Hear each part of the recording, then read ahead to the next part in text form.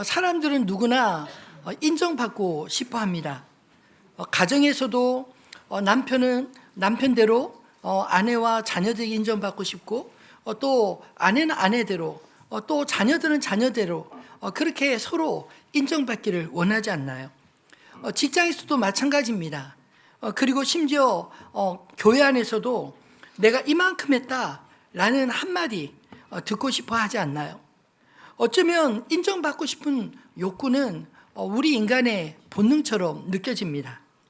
그런데 이상하게도 그런 마음이 조금만 지나치면 우리 모두의 마음을 괴롭게 하지 않나요? 왜냐하면 비교가 시작되고 경쟁이 생기고 누군가 이기지 못하면 괜히 초조해지는 마음, 그 마음의 중심에 내가 사람들에게 인정받고 싶고 내가 더 높아지고 싶은 그런 마음들이 있기 때문이죠. 예를 들어 볼까요? 같은 부서 동료가 나보다 먼저 승진했을 때, 자녀가 친구보다 공부를 더 못했을 때, 심지어 교회 안에서도 누군가 더 인정받고 칭찬받는 걸 보면 마음 한켠엔 박수 쳐줘야 될 것 같은데 오히려 더 마음이 상할 때가 있지 않나요? 나는 왜 안 될까? 나는 언제쯤 사람들에게 인정받을 수 있을까? 이런 생각이 우리 마음에 스물스물 올라오면 신앙생활에도 평안이 싹 사라지지 않습니까? 근데 놀라운 건 이런 마음이 오늘 본문에서 예수님의 제자들에게서도 나타나고 있습니다. 오늘 우리가 읽은 말씀은 지난 본문에 이어져 예수님과 제자들이 마가의 다락방에서 마지막 만찬을 나누시는 그런 장면입니다. 예수님은 이제 조금 후면 십자가의 길을 가시게 됩니다. 이건 단순한 식사 자리가 아니라 예수님이 제자들과 함께 하신 마지막 식사요, 또 구원의 언약을 새롭게 세우시는 그런 자리가 아닌가요?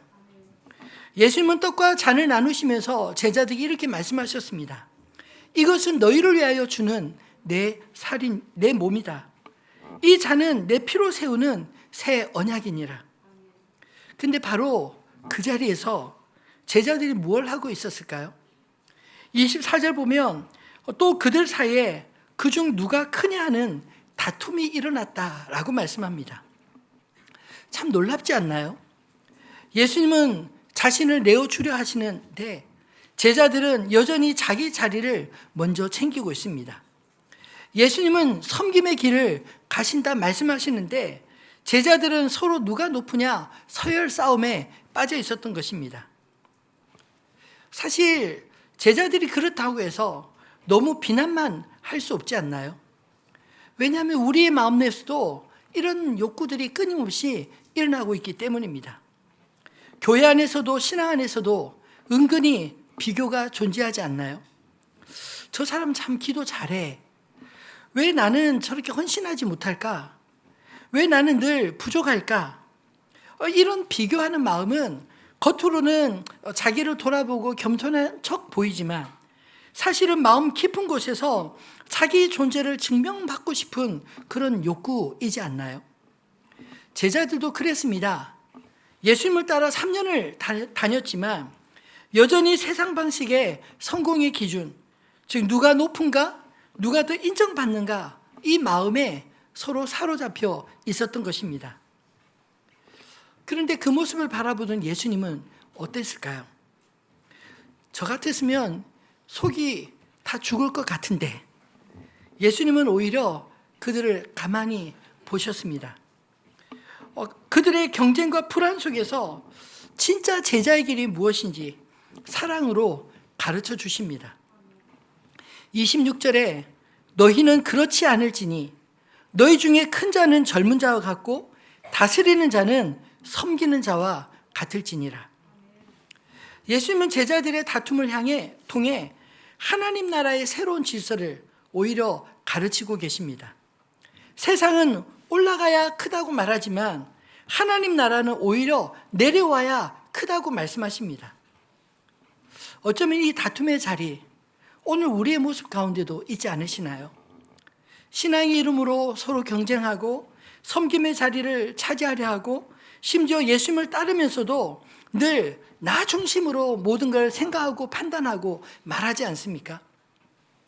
근데 예수님은 그런 제자들을 바라보시면서 그 제자들을 포기하지 않으셨습니다.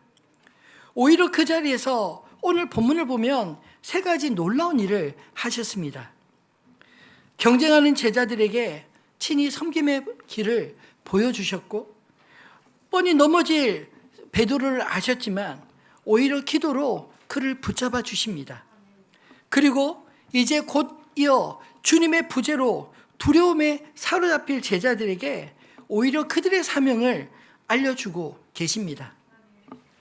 예수님은 다락방에서 이 무너진 제자들을 향해 너희가 그러면 그렇지 이렇게 책망하신 것이 아니라 내가 너희를 이렇게 세우고 말겠다, 이렇게 말씀하신 것입니다. 오늘 이 말씀을 통해 우리 주님의 그 사랑의 마음을 엿볼 수 있기를 주님의 이름으로 축원합니다. 넘어지는 제자들을 붙드시는 예수님의 손길, 그 손길이 또한 우리를 향한 영원하신 주님의 손길이기 때문입니다. 이제 본문을 따라가며 그 주님의 사랑이 어떻게 제자들을 세웠는지 함께 살펴보도록 하겠습니다. 첫 번째로 예수님은 사랑으로 비교의 자리에서 섬김의 자리로 제자들을 이끌어 주셨습니다. 제자들의 다툼이 일어날 그때 예수님은 이렇게 말씀하셨습니다. 이방인의 임금들은 그들을 주관하며 그 위에 권세를 잡은 자들은 은인이라 칭함을 받으나 너희 중에는 그렇지 않을지니. 이 말씀을 조금 풀어보면 세상은 언제나 힘 있는 사람이 높임을 받지만 너희는 달라야 한다라고 가르치신 것입니다. 즉 하나님 나라의 질서와 세상의 질서는 정반대라는 것입니다. 세상은 위에서 아래로 지배하는 반면 하나님의 나라는 오히려 아래에서 위로 섬기는 관계이기 때문이죠. 세상은 얼마나 많은 사람을 부리느냐 그것으로 크기를 정하지만 예수님은 얼마나 많은 사람을 섬기느냐 그것으로 크기를 정하십니다. 예수님은 이렇게 말씀하셨습니다. 앉아서 먹는 자가 크냐 섬기는 자가 크냐. 앉아서 먹는 자가 아니냐. 그러나 나는 섬기는 자로 너희 중에 있느니라. 이 구절은 예수님이 자신의 사역을 한마디로 요약하신 것입니다. 나는 섬기는 자로 너희 중에 있노라. 이건 단순히 겸손의 표현이 아닙니다. 예수님의 존재 방식이 섬김이었다는 선언 아닐까요? 생각해 보십시오. 예수님은 지금 십자가를 앞두고 계십니다. 인류의 죄를 짊어지고 고난의 길로 나서려는 그 순간에 제자들의 다툼을 멈추신 방법이 자신의 권위가 아니라 자신의 섬김이었습니다. 예수님은 이 말씀을 하시며 아마도 식탁 한가운데 계셨을 것입니다. 그리고 제자들을 둘러보며 이렇게 말씀하신 게 아닐까요?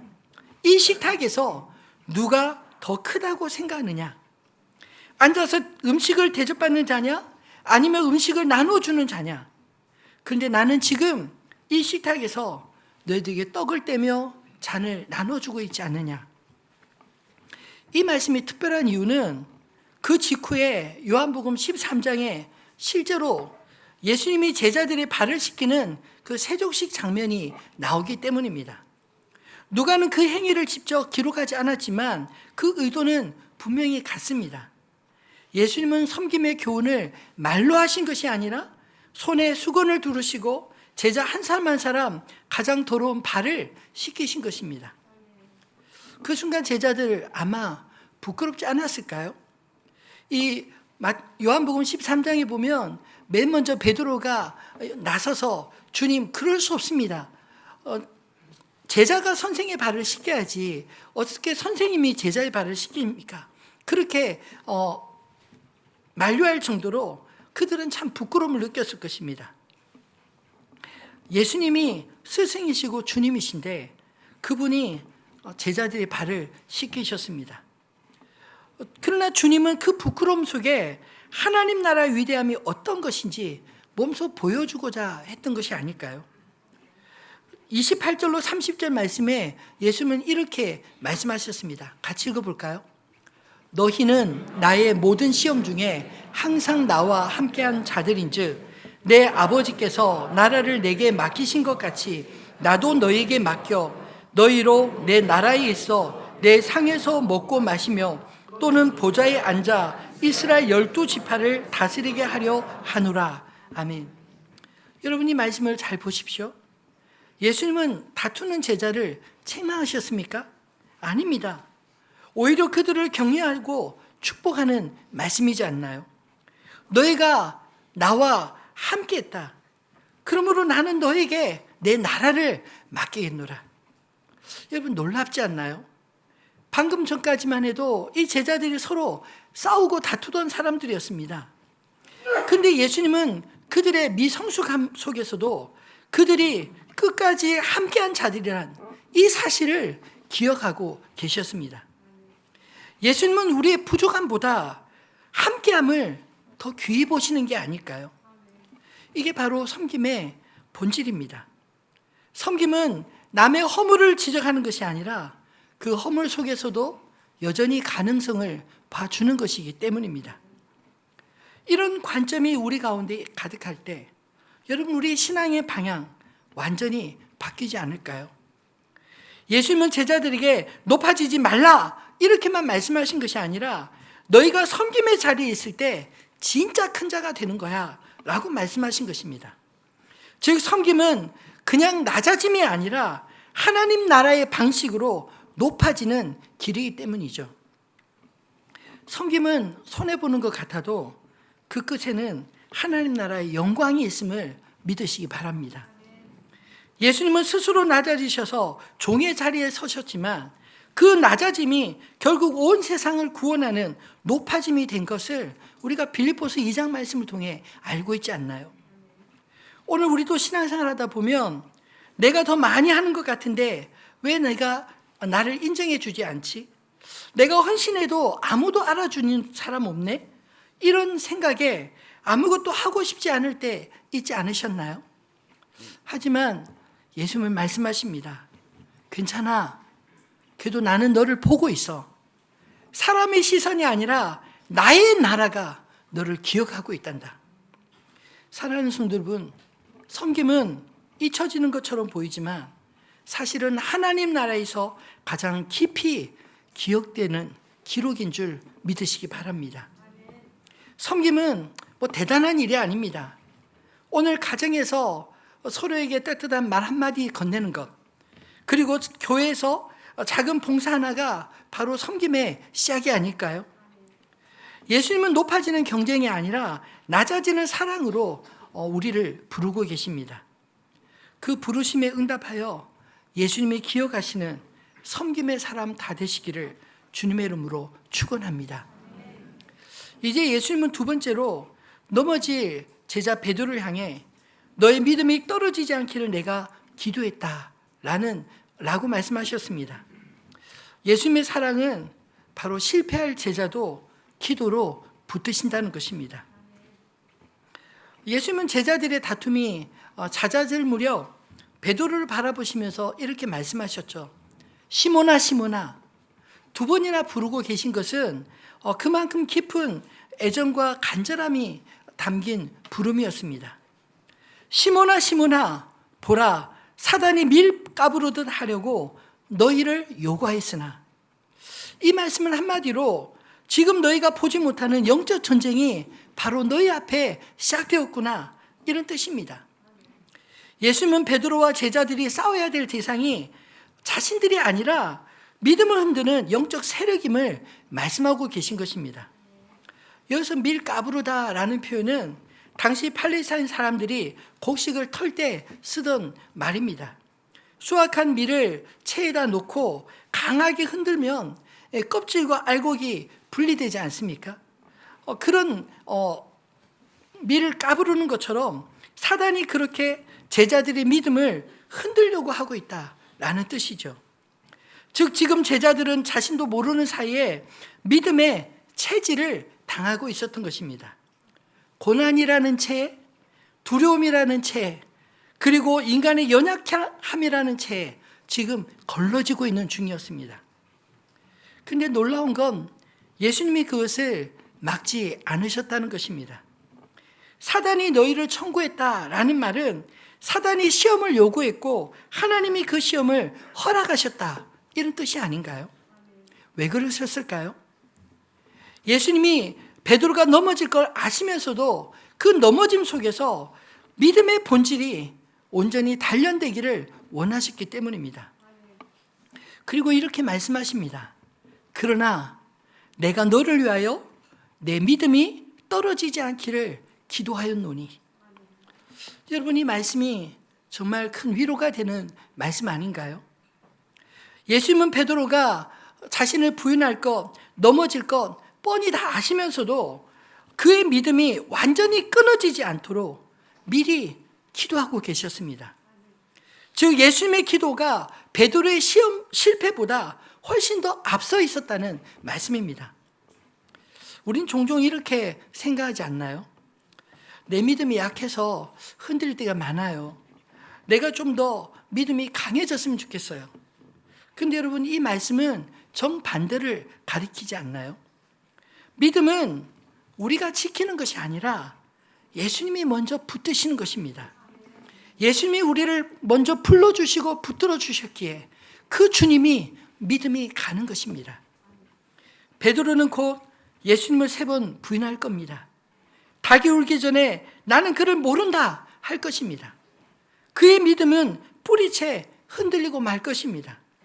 하지만 예수님은 그 전에 그의 믿음이 떨어지지 않도록 기도하셨습니다. 여기서 떨어지다라는 헬라어 단어는 엑레이포라고 하는데 사라지다, 빛이 꺼지다, 이런 뜻입니다.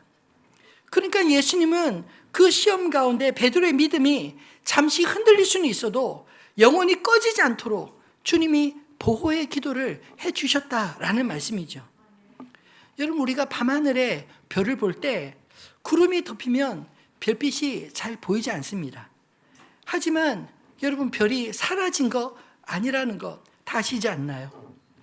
예수님의 기도가 바로 이런 것 아닐까요? 믿음이 가려질 때도 꺼지지 않게 붙드시는 주님의 손길이 오늘 저와 여러분을 붙들고 계심을 믿으시기 바랍니다. 그리고 주님은 이어 이렇게 말씀하십니다. 너가 돌이킨 후에 너의 형제를 굳게 하라. 이 말씀 속에 회복의 약속이 담겨져 있는 거 느끼지 않으시나요?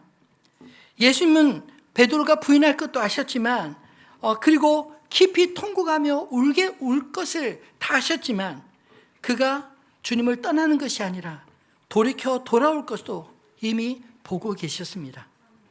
그의 실패는 끝이 아니라 다른 사람을 세우는 사명으로 바뀔 것을 아셨던 것입니다. 예수님은 실패를 통해 베드로를 새롭게 빚으셨습니다.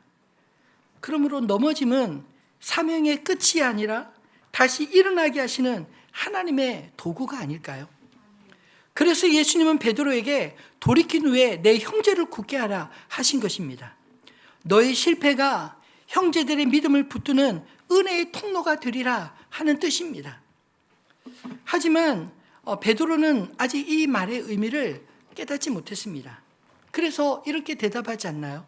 주여, 내가 주와 함께 오게도 죽는 데도 가기를 준비하였나이다. 아마도 이 고백 베드로의 진심이지 않았을까요? 그는 진심으로 예수님을 사랑했고 그분을 위해 죽을 각오까지 되어 있었습니다. 하지만 그는 자신을 너무 믿었습니다. 나는 절대 주님을 부인하지 않을 겁니다. 이 고백이 믿음의 고백 같지만 사실은 자기 확신의 언어였기 때문이죠. 예수님은 그 마음의 한계를 아시고 이렇게 말씀하십니다. 베드로야, 오늘 닭이 울기 전에 내가 3번 나를 모른다 하리라. 예수님은 베드로의 실패를 정확하게 아셨습니다. 아니, 베드로가 실패할 때를 미리 준비하시고 닭 울음을 기억하라. 닭 울음 소리를 들을 때 네가 비록 그 전에 3번을 나를 부인하였을지라도 내가 너에게 말한 이 사실을 기억하라. 이 뜻 아닌가요? 이게 바로 예수님의 사랑입니다. 주님은 실패할 사람을 미리 아시면서도 결코 포기하지 않으셨습니다. 오히려 그를 위해 기도하셨습니다. 여러분, 우리도 신앙생활 하다 보면 베드로처럼 넘어질 때가 참 많이 있지 않나요? 우리의 믿음이 식을 때도, 우리의 기도가 멈출 때도, 혹은 세상의 유혹 앞에 타협할 때도 있지 않으셨나요? 그때마다 여러분, 주님이 여전히 여러분 곁에 서 계셨던 것을 기억하시기 바랍니다. 내가 너를 위해 기도했다. 이 말씀이 우리를 붙잡아 줄 것입니다. 혹시 요즘 믿음이 약했다고 느껴지시나요? 기도의 자리가 멀게만 느껴지지 않으십니까? 여러분, 괜찮습니다. 우리는 내 믿음으로 주님을 붙잡고 있다라고 생각하지만 사실은 주님이 나를 붙잡고 계시기에 우리가 주님께 붙어 있을 수 있기 때문이죠. 이것을 가장 잘 설명해 주는 말씀이 히브리서 7장 25절 말씀입니다. 우리 같이 한번 읽어볼까요? 그러므로 자기를 힘입어 하나님께 나아가는 자들을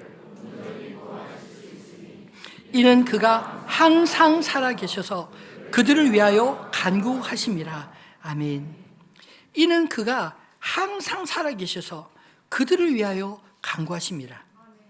여러분, 예수님이 지금도 하늘 보좌 우편에서 여러분의 이름을 부르며 기도하고 계심을 믿으십니까? 그 기도가 우리를 다시 일으키시고 넘어짐에서 믿음으로 돌아오게 하는 것을 믿으시기 바랍니다. 이제 세 번째로 예수님은 제자들을 향해 마지막으로 준비하라 하십니다. 이제 곧 세상이 그들을 대적할 것을 아셨기 때문입니다. 그럼에도 주님이 제자들을 두려운 세상 속에 보내시는 이유가 무엇일까요? 바로 그곳이 그들이 있어야 될 자리, 사명의 자리이기 때문 아닐까요? 베드로와 대화를 마치신 주님은 제자들에게 이제와는 전혀 다른 어조로 말씀하십니다. 35절 말씀을 같이 읽어볼까요? 그들에게 이르시되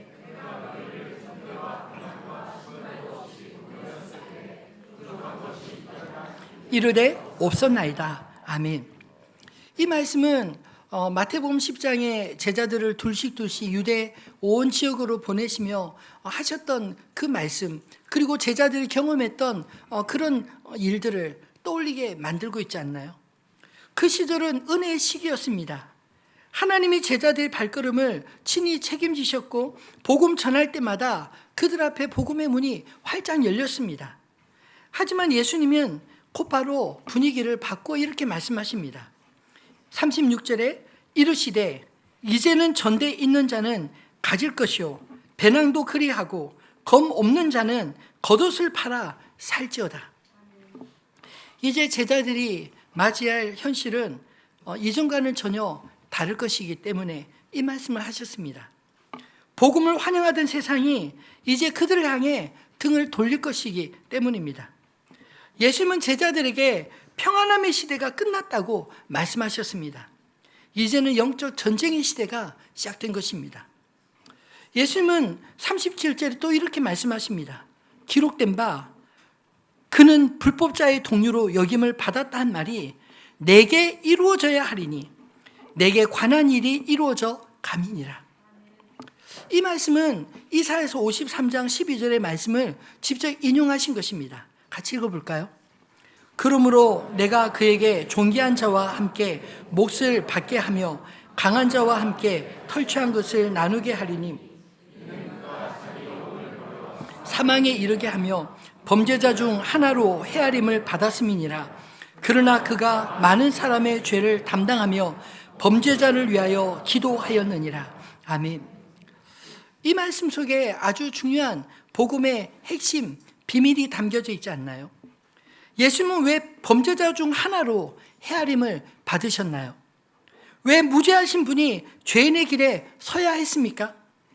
그것은 단순히 사람들이 예수님을 오해했기 때문만은 아닙니다. 하나님의 구원 계획 속에서 예수님은 우리의 죄를 대신 지시기 위해 스스로 죄인의 자리에 들어가셨다라고 말씀합니다. 여러분, 만약 우리가 세상 속에서 오해를 받거나 혹은 손해볼 일이 있었다면 그것이 어쩌면 주님이 걸으신 길을 우리도 잠시 걷는 그런 영광 아닐까요? 십자가는 역사상 가장 부당한 재판의 결과였습니다. 예수님은 결코 죄를 짓지 않으셨지만 하나님은 그분을 죄인으로 간주해 사람들의 손에 내어주셨습니다. 왜냐하면 그분이 우리의 죄를 대신 담당하도록 내어주셨기 때문입니다. 사도 바울은 고린도후서 5장 21절에 이렇게 말씀하고 있습니다. 같이 읽어볼까요? 하나님이 죄를 알지도 못하신 이를 우리를 대신하여 죄로 삼으신 것은 하여금 그 안에서 하나님의 의가 되게 하려 하심이라. 아멘. 우리로 하여금 그 안에서 하나님의 의가 되게 하려 하심이라. 여러분, 예수님이 십자가 위에서 범죄자 중 하나로 취급받은 이유는 바로 우리를 그의 피로 죄를 벗게 하시고 의인으로 여김받게 하시려는 하나님의 뜻이다, 이 말씀 아닌가요? 그러므로 예수님이 이 일이 내게 이루어져야 하리라 하신 말씀은 단순히 숙명적인 선언이 아닙니다. 그것은 하나님의 구속 계획이 완성되어야 하겠다라는 신적 의지의 표현이었습니다. 예수님은 결코 억울하게 죽으신 것이 아닙니다. 우리를 위해 의도적으로 죄인의 자리를 선택하신 구세주이십니다. 그분이 십자가에 달리신 순간 하나님과 우리 인간 사이에 막혀졌던 그 벽이 허물어졌습니다. 따라서 제자들도 이제 가야 할 길은 십자가의 길을 따르는 길 아닌가요? 복음의 길은 편안한 성공의 길이 아니라 세상 속에서 주님의 대속의 은혜를 증언하는 길입니다. 예수님은 제자들에게 현실을 미리 알려주셨습니다. 이제는 검을 준비하라. 이 말은 세상과 싸워라 하는 명령이 아니라 세상 속에서 너의 믿음을 지켜라 하시는 결단의 뜻입니다. 하지만 제자들은 여전히 예수님의 말씀을 이해하지 못했습니다. 그래서 주여 보소서, 여기 검이 2자루 있습니다. 대답하시되 족하다. 이 말씀은 이 2자루로 충분히 이길 수 있다, 이런 뜻이 아니라 그만해라, 그 정도도 충분하다, 이런 뜻입니다. 예수님은 제자들의 오해를 굳이 고치려 하지 않으셨습니다. 이제 그들이 십자가 사건을 통과하고 난 이후에 그제야 복음의 싸움이 무엇인지 깨닫게 될 것을 아셨기 때문입니다. 예수님은 지금 자신의 부재 뒤에 따라올 제자들의 두려움 마음을 준비시켜주고 있는 것입니다. 그들의 손에 검 대신 복음의 말씀을 쥐어주시고 그들의 마음에 두려움 대신 성령의 능력을 심어주셨습니다. 그리고 이렇게 말씀하십니다. 요한복음 16장 33절 말씀을 같이 읽어보겠습니다. 이것을 너에게 이루는 것은 너희로 내 안에서 평안을 누리게 환난을 당하나 담대하라. 내가 세상을 이겼노라. 아멘.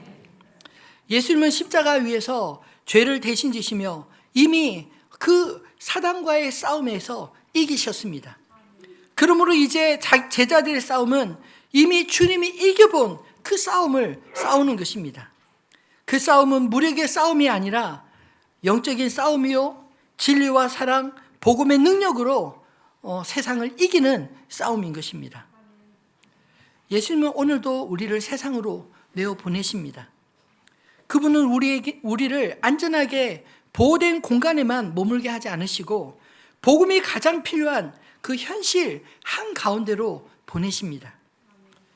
직장에서, 그리고 학교에서, 가정에서 여러분, 믿음이 필요한 바로 그곳이 우리의 사명의 자리가 아닐까요? 우리도 예수님처럼 오해받을 수 있습니다. 때로는 믿음을 지키려다 욕을 먹고 손해를 볼 수도 있습니다. 그러나 여러분 기억하십시오. 예수님은 범죄자 취급을 받으시면서까지 우리를 구원하셨습니다. 예수님이 우리 안에 남은 죄의 열매, 곧 우리 스스로 끝낼 수 없는 사망의 이 지루한 씨름을 십자가 위에서 이미 끝내셨음을 믿으시기 바랍니다. 그러므로 이제 우리는 두려움이 아닌 구원받은 자의 사명으로 담대하게 살아야 되지 않을까요? 말씀을 맺겠습니다. 끝까지 사랑하신 주님께 여러분 삶으로 응답하시기를 바랍니다. 이제 마지막 다락방의 모습을 다시 한번 떠올려 보겠습니다. 서로 높아지기 위해 다투던 제자들, 그리고 예수님을 부인할 베드로, 예수님 없는 세상을 두려워하던 그 제자들. 근데 놀랍게도 예수님은 그들 중 한 사람도 버리지 않으셨습니다. 오히려 그들을 섬김으로 초대하시고 기도로 붙드시고 사명의 길로 내보내십니다. 그것이 바로 예수님의 방법이었습니다. 주님은 항상 무너진 자리에서 시작하시고 넘어진 사람을 세워 그 자리를 사명의 자리로 바꾸시는 분이십니다. 예수님은 다락방의 제자들에게 이렇게 말씀하셨습니다. 나는 섬기는 자로 너희 중에 있느니라. 내가 너를 위하여 기도하였다. 이 일이 내게 이루어져야 하리라. 여러분, 이 세 말씀은 마치 복음의 세 줄기 같지 않나요? 섬김의 복음, 즉 우리를 높이시기 위해 주님은 스스로 낮아지셨습니다. 중보의 복음, 우리의 믿음을 위해 주님은 끊임없이 기도하셨습니다. 대속의 복음, 우리의 죄를 대신 지시고 십자가에서 나를 살리셨습니다. 이 세 줄기가 한데 모여 하나의 길을 만들지 않나요? 그 길이 바로 주님이 걸어가신 길이요, 제자들도 걸어간 길이며 또한 우리가 걸어가야 할 길인 것입니다. 예수님은 이렇게 말씀하시는 것 같습니다.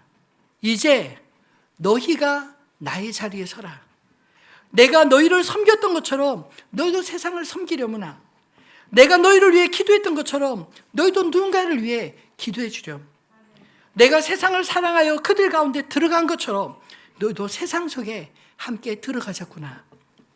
이것이 끝까지 사랑하신 주님께서 우리에게 삶으로 응답하기를 원하시는 뜻 아닐까요? 우리 신앙은 교회 안에서만 결코 머물 수 없습니다.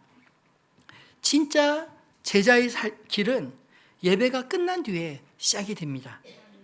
우리 회사에서, 우리 가정에서 주님이 없는 것처럼 느껴지는 바로 그 자리에서 우리가 예수님의 마음을 품게 될 때 바로 그것이 우리의 사명 아닐까요? 섬김은 작은 일에서 시작됩니다. 말 한마디로, 우리의 미소 하나로, 용서 하나로, 또 기도는 누군가의 이름을 하나님 앞에 올려드리는 것부터 시작되지 않나요? 사명은 내가 있는 자리를 복음의 통로로 바꾸는 것에서부터 시작되는 것입니다. 예수님은 다락방에서 제자들에게 검을 주신 게 아니라 사랑으로 말씀을 주셨습니다. 전대를 주신 게 아니라 복음의 확신을 주셨습니다. 그리고 이렇게 말씀하십니다. 내가 세상을 이겼노라. 이 말씀은 곧 이제 너희가 그 승리의 삶을 살 때다 라는 초대의 말씀입니다. 사랑하는 성도 여러분, 우리도 주님의 다락방 제자들처럼 연약합니다. 비교하고 끊임없이 넘어지고 두려워할 때가 참으로 많지 않나요? 하지만 주님은 여전히 우리를 붙들고 계심을 믿으시기 바랍니다. 그 손이 우리를 세상 속으로 보내십니다. 그러므로 이번 한 주 그 사랑에 응답하며 사시기 바랍니다. 넘어짐 가운데서도 포기하지 않으신 주님, 그 주님의 사랑을 전하는 한 주 되시기를 바랍니다. 세상을 두려워하지 말고 섬김으로, 기도로, 복음의 사명으로 살아가시기 바랍니다. 그 길 끝에는 반드시 하나님의 나라가 여러분에게 임하게 될 줄 믿습니다. 넘어져도 다시 일어나는 오뚜기처럼 우리를 믿어주시고 기도하시는 주님과 함께 날마다 승리의 삶을 사시는 하늘빛 우리 교회 모든 성도님들 되시기를 우리 주님의 이름으로 축원합니다.